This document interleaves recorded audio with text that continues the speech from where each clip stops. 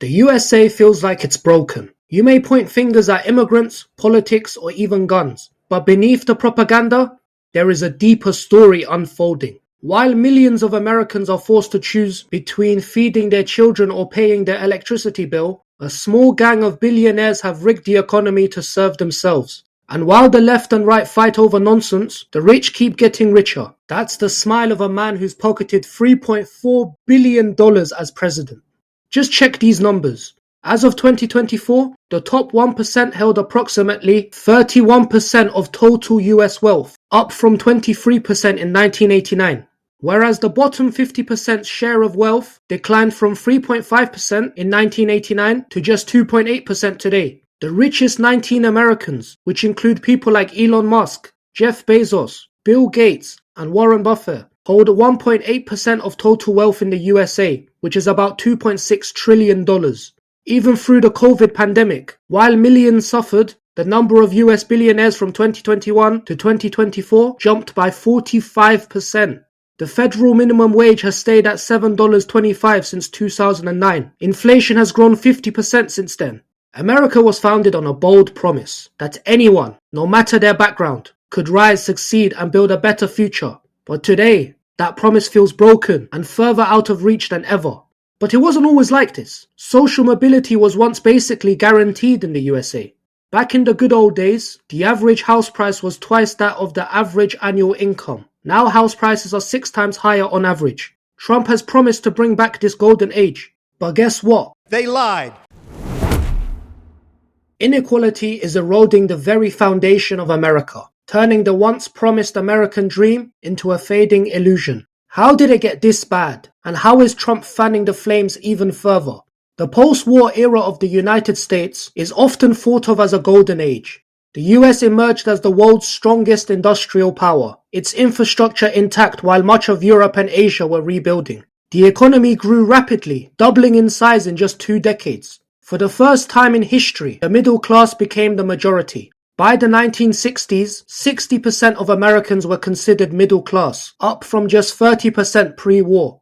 Earlier economic booms often left large parts of the population behind, but this boom saw a widespread increase in living standards and a fall in poverty. Americans enjoyed rising wages, affordable housing, greater access to education, better infrastructure, and social security expansion.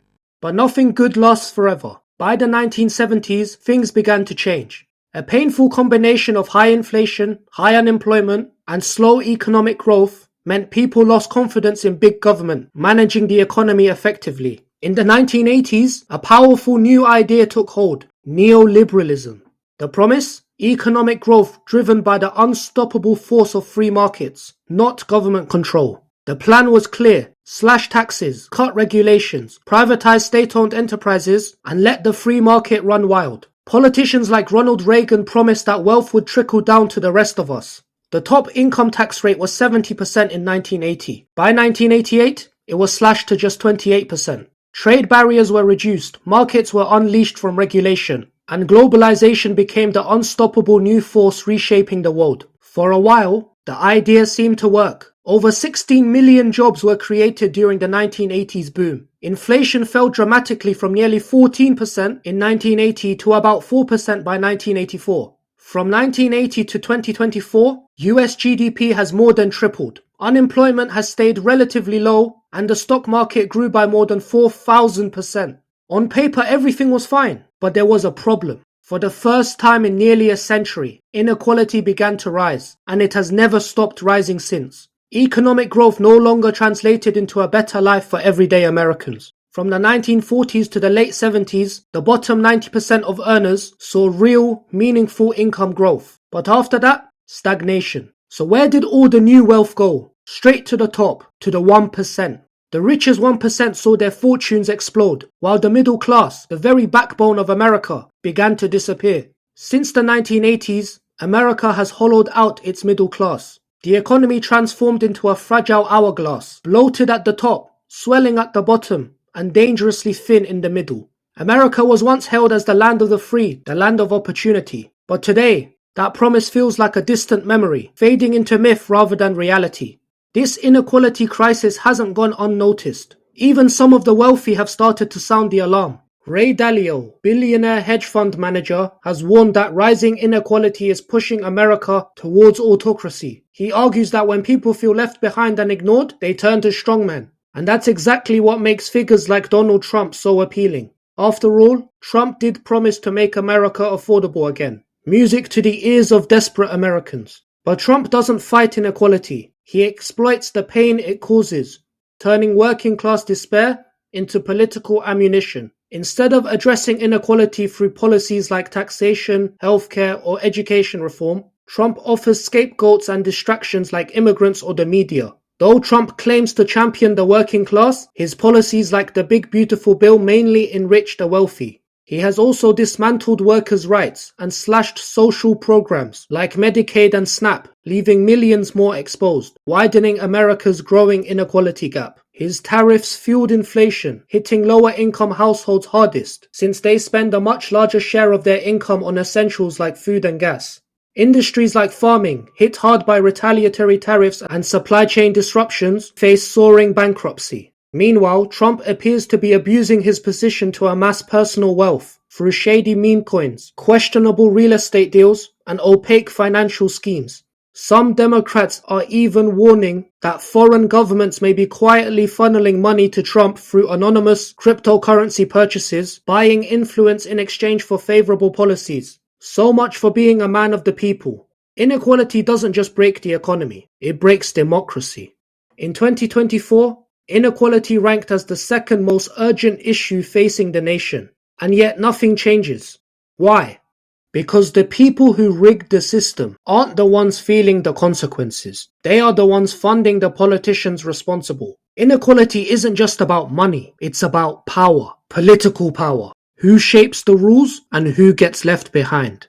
A wise man once said, who has the money has the lobbyists. Who has the lobbyists has the politicians.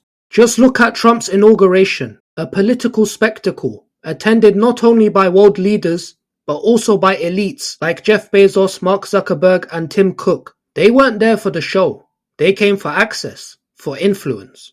In the election year of 2024 alone, the 100 richest families on earth poured $2.6 billion into US political campaigns, over half of all campaign spending. And what are they demanding? Not better schools or stronger unions. They want favors, lower taxes, government subsidies, looser regulations, a system built to protect their power and preserve their wealth. In 2023, the average CEO earned 290 times more than the average American worker, up from just 31 times in the 1980s. This is not because they worked 290 times harder, but because they rewrote the rules to reward themselves, and no one stopped them. In fact, ordinary workers often find themselves paying more tax than these billionaires. The American dream feels more like a distant memory than a reality. A promise broken by growing inequality, rigged systems, and leaders who exploit division instead of uniting us. But understanding this story is the first step towards change. The truth is clear. America isn't broken because of immigrants or other wedge issues. It's broken because a tiny elite have hijacked the system, stacking the deck to keep themselves richer while millions struggle to just survive. This isn't a conspiracy. It's economics. It's power.